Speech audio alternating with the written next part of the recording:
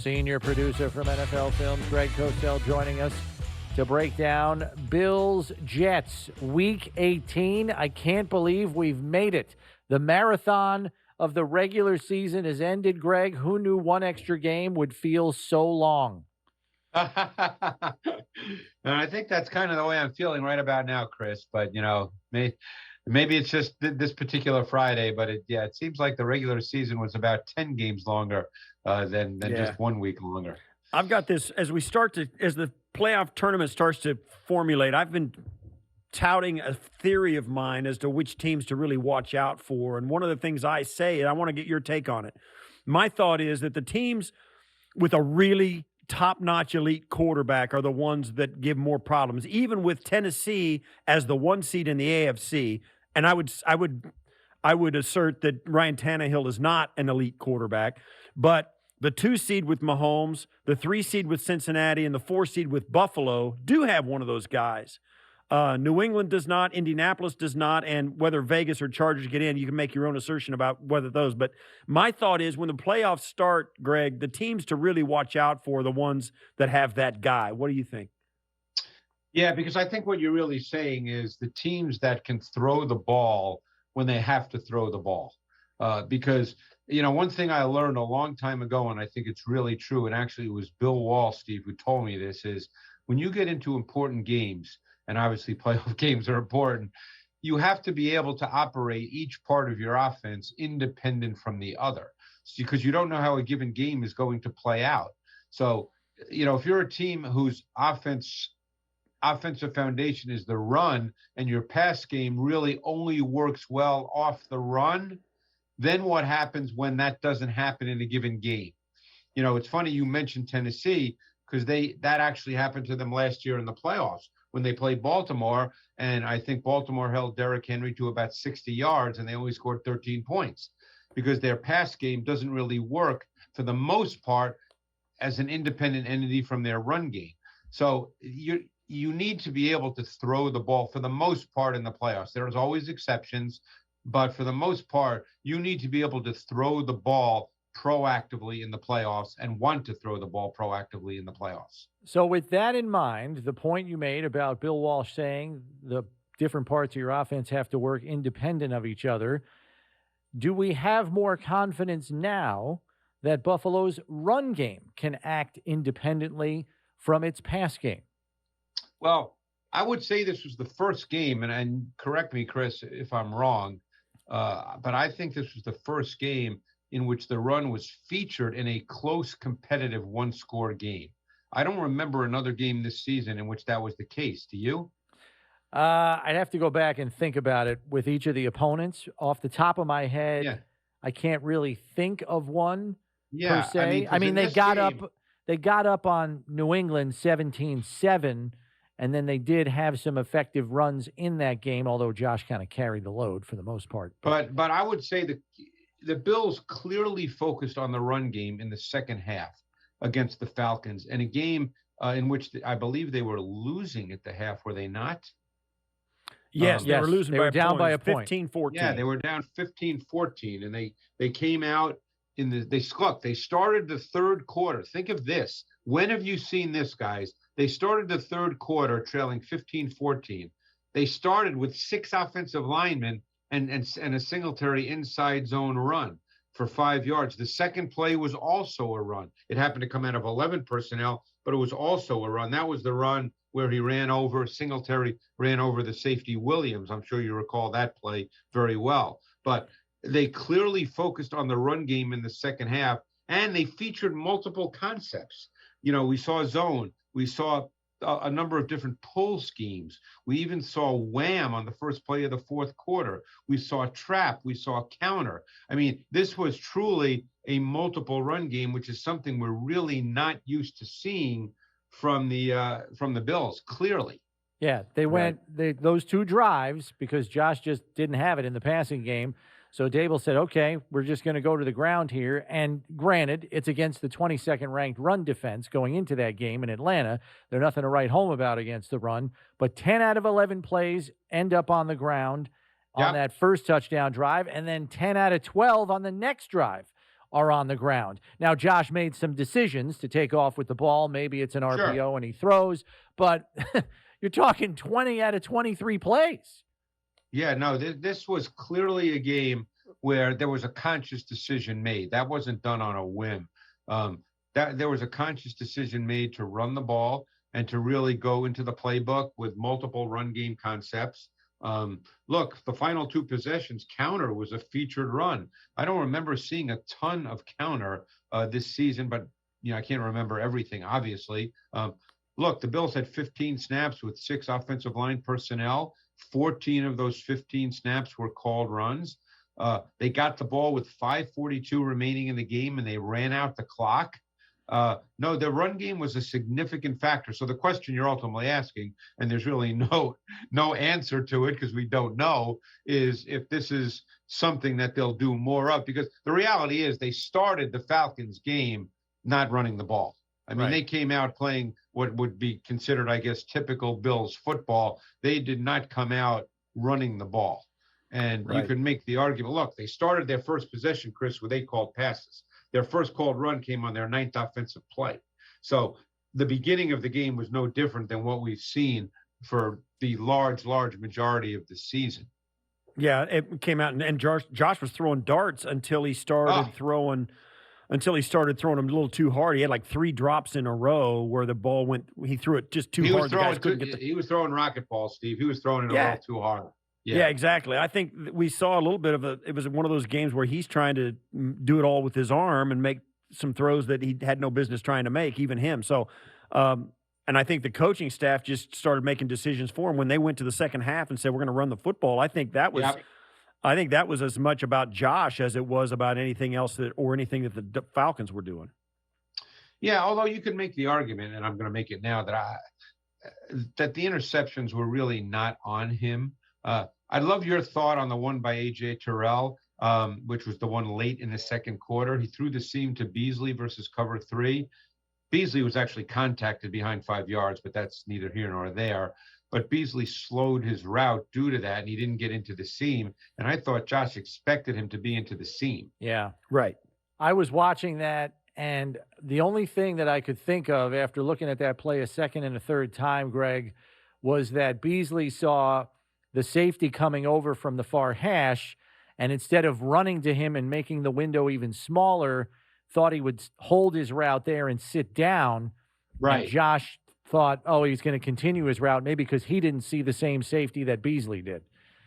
Yeah, I was cover 3. So normally what you get against cover 3 on when the seam route is so close to the outside route is you get the corner that's able to play kind of both, which is kind of the way it's taught anyway, as Steve knows. The corner is really playing both. He's taught to kind of play the midpoint. If you're playing cover 3 and to a twins formation, and those 2 receivers run vertically, the corner's taught to play the midpoint between 1 and 2. But I thought watching the tape that Josh thought that Beasley would be in the seam. Yeah. So I didn't really view that as a thrower. It looked bad, but I don't think the whole process was bad. Yeah, you're right. As the deeper that route goes, if you get those 2 verticals on the safety on the outside, the deeper it goes, the less chance you have of converting it because this corner, it takes the longer for the ball to get there, and the corner has more time to get to either guy you throw to, and the one guy can cover both. So, unless you got a guy with an arm like Josh who can outthrow the DB's ability to break on it, or a guy like Mike Vick. I've seen him do that back in his heyday. He could make that throw. But that's what happened. I mean, I'm with you. I think it was the contact that messed the whole thing up rather than any decision making. And I thought his last interception, which ended the first third quarter possession, I thought Josh read that perfectly because the Falcons did disguise and late movement to get to cover 2, which is a Dean Pease staple. He's been doing that for years. And I thought Josh knew exactly where to go with the ball. It was basically what I call dagger. I guess people might have different names for it. It was dagger, which is an inside vertical and a dig right underneath it. And Diggs was the right guy to throw to. And Walker was kind of a spy on that play, and he got his hand on it. But I didn't think that was a bad decision. It was just one of those things. Let me ask you about the Jets, Greg, because in 5 of their last 7 games, They've been within one score of their opponent. They've won two of those games, Jags and Houston, but they've played teams close in the second half of the season here. What is noticeably improved from the film you watched of this team in the first half of the season compared to now? Well, let's start with the quarterback. I thought that Zach Wilson played his best game of the season this past week, and that was against the Bucs, obviously a quality football team. There was a stretch there going back even 2-3 weeks. I thought Zach Wilson was just not seeing things at all where I thought he shouldn't even be on the field. And I know that most believe that a quarterback needs to play to learn, but I thought that it was so bad that he probably needed to sit. But obviously he was the second pick in the draft, so he's going to play. But this week, I really thought that he settled in. He was much more settled in the pocket. It seemed as if things were slower for him. He was much more decisive with his reads and throws. I thought he was far less hesitant and uncertain in the pocket. Now, he still at times does show a tendency to get a little fast and a little frenetic when there are people around him.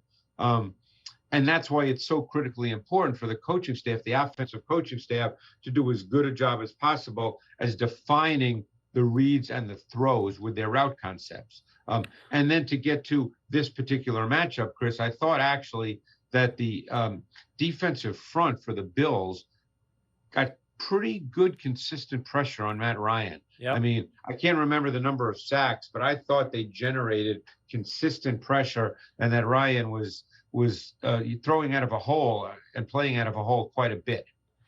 What do you I was going to ask you about the matchup between the Bills defense and the Jets offense. What do you think the Bills defense shows Zach Wilson that maybe he hasn't seen or that he's struggled with?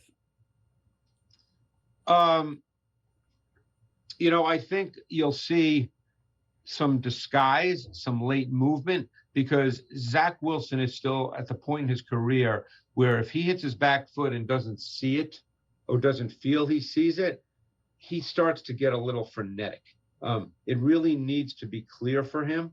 And it did show a bit this past week against the Bucs that things looked a little more clear. But I think you have to try to make him think through the play after the snap of the ball. I think that's critical with Zach Wilson. You can't define the look defensively for him before the snap because he's actually a good thrower of the football. He's got a loose live arm. He's got athletic feet. So you want to show him one thing before the snap and something else after the snap. Rookie quarterbacks against the Bills under Sean McDermott, 3-6 record, 4 passing touchdowns, 15 picks, 56.8 rating. Yeah, wait, does that go back to his time as a D coordinator, or is that just no, with the since Bills? 2017 when he got here. Oh, wow. Rookie QB's 3-6 record. 2 of those wins came this year. Trevor Lawrence and Mac Jones in the first game. So one due to weather and the other due to a horrible offensive performance by the Bills. The 9-6 That's really in interesting. And one thing I've noticed about the Bills, and I'm sure you've noticed it as well, I think there was a narrative built up about Sean McDermott and Leslie Frazier through the years that they play a lot of zone. And I think they play more man than people think, but I think they've also become much more opponent specific. Like they didn't play a lot of man this past week. And they felt they didn't need to. They felt this was the best way to go against the Falcons. But I feel like they've become much more opponent specific, Chris, in how they play.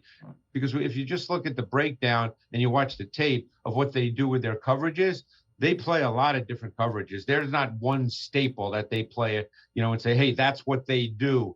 There's about 4 things that you're going to get. You just don't know what the percentages will be any given week. Yeah, and it's the same on the front end, too, because, Steve can verify this for me, but there'll be times where they won't send a DB as an extra rusher for 3 games. And then last week against Matt Ryan, where you have a guy where he's going to be, here comes Taron Johnson on the first series, and then they, off they go. That's a great point.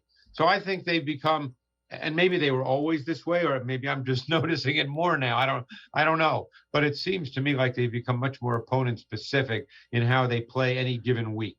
One of the things we've noticed about the Bills, and they've got one of the top defenses in the league in a lot of categories, points given up, yards given up. They're really tough to move the football on, and they look good on the why is this? Why do they look so good in the rankings of all these different categories at the top 1 or 2 or 3 in all or a bunch of major categories, but they don't have this. They don't have a Pro Bowler. They don't have a spectacular defense.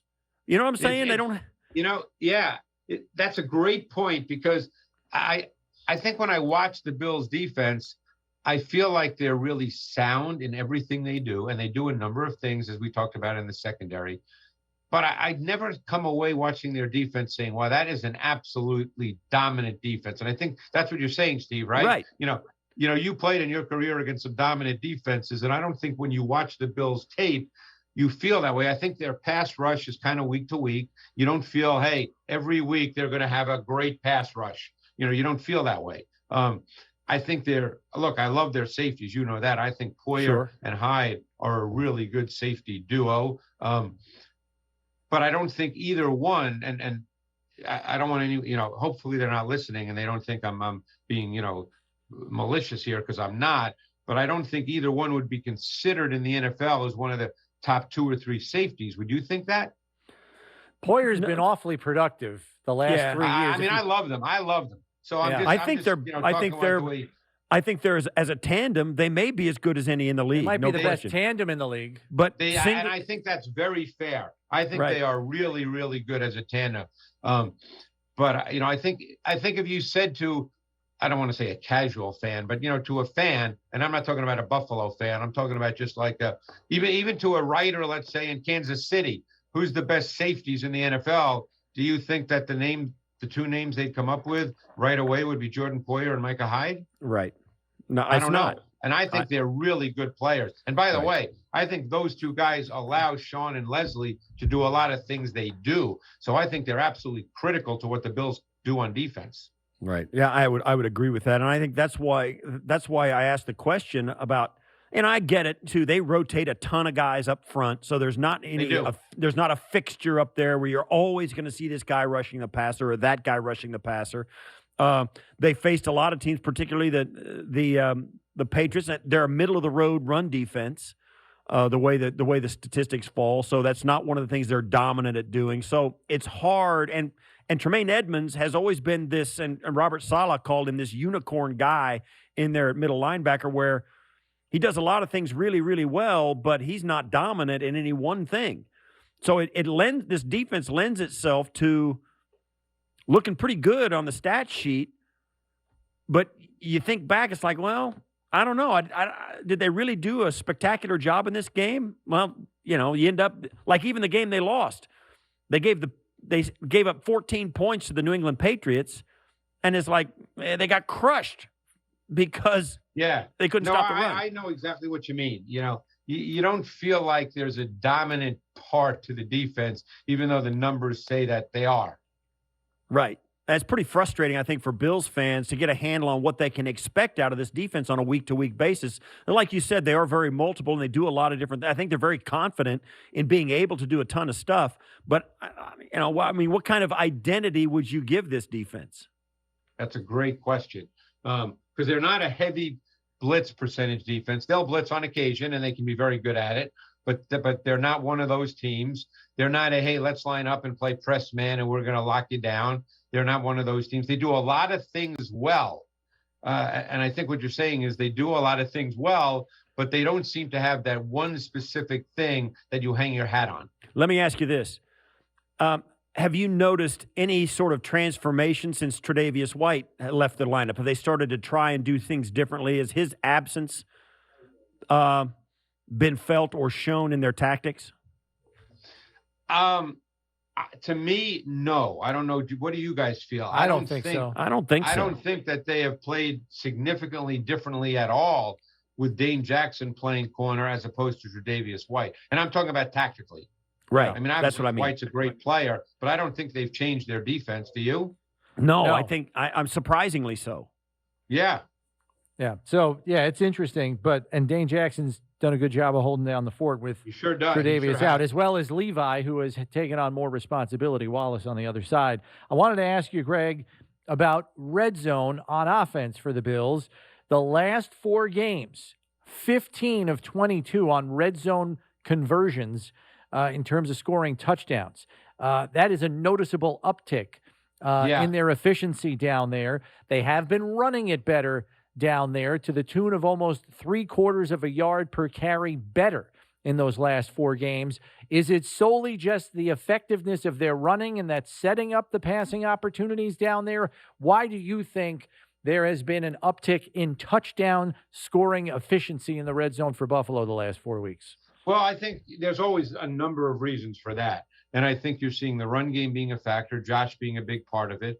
I think you're seeing the execution of staple plays be better. Look, Josh threw a rocket ball to Diggs this week that should have been a touchdown. That's been a staple play for them. We've seen that where, they do the quick fake and the quick throw. That's been a staple play. I think there's also been a few more improvisational plays, which are always part of red zone when you have a quarterback that can move, because they do tend to move because they can. But those plays, of course, you can't count on, but there've been a few more of those. But I think to me, the run game part would be the biggest part, Chris. Because and what about Singletary in that? What's that? And what about Singletary within that? Oh, well, look, they had 2 Singletary touchdowns this week in the red zone. So I think, that's important. Look, you can go back to a lot of teams, really good teams over the years. I mean, I can even think back, and Steve will remember this with the Cowboys, the great Cowboy teams. Troy Aikman never threw a lot of touchdown passes because they'd get inside the 10 and Emmitt Smith would score. And you have to be able to run the ball when the field is condensed. It's just too hard, because then what happens is you have to try to scheme pass plays, and you can do that, but it's hard to do. And to me, I'm not a big fan. I don't know, Steve, if you are, I'm not a big fan of those fades, from the 3-yard line. That to me is not a high percentage play. Yeah, you may as well. I think it's easier to complete a ball out in the field and throwing it down the sideline rather than in the red zone. I mean, it's easy. They don't do a lot of that. No, they don't have the guys. But I'm saying just in general, I'm not. Yeah. But I think the run game, Steve and Chris, has been the most critical part of this, and that includes Josh. Yeah, I would agree with that as well. One thing I want to ask you about some of the other teams around the league, Tennessee in particular, Derrick Henry on the horizon, getting back in the lineup. And I've been talking to Brownie like this off the air and when we're getting ready for the show about how nice a job Mike Vrabel has done under the circumstance. You lose the best player in the league in Derrick Henry, and they continue to win games. His clock management, his timeout usage, all of that is just spot on from the sidelines. Yeah. And Tennessee has really been a team that's put it together as a team. What do you think it means with Henry coming back? Well, here's the question to me. Is their profile as a team, is that a deep into the playoffs, Super Bowl type team? Because even when Henry comes back, what's their profile? Run the ball, play really good defense. Obviously, all those other things you said, the coaching element, that's critical, but they really haven't shown a pass game. They've not been very good on third down, with the exception of the 49ers game a few weeks ago when Tannehill was really good. But other than that, they've not been good on third down. Is that profile, you started off by asking me about quarterback play, Steve. Is that profile, is that these days in the NFL today a Super Bowl profile? Most people, and I'm not saying they can't get there, but I think most people would say no, that you need much more from your pass game to get there. Do you think it takes too much of a perfect storm with your defense playing just right, your run game playing just right, and making just enough plays in the passing game? Is it just too hard to put all that together in the playoffs to have that be a formula for winning? I mean, percentage-wise, I'd say yes. Can it be done? Of course. One thing I learned early on in my career is there's many ways to win. So this is not a mathematical equation that, hey, they can't win. But I think most would say that your pass game and your quarterback, if you're going to get to the Super Bowl, have to be big factors in your offense. Right. All right, Greg, as always, thanks for chopping it up with us here, X's and O's, and likewise.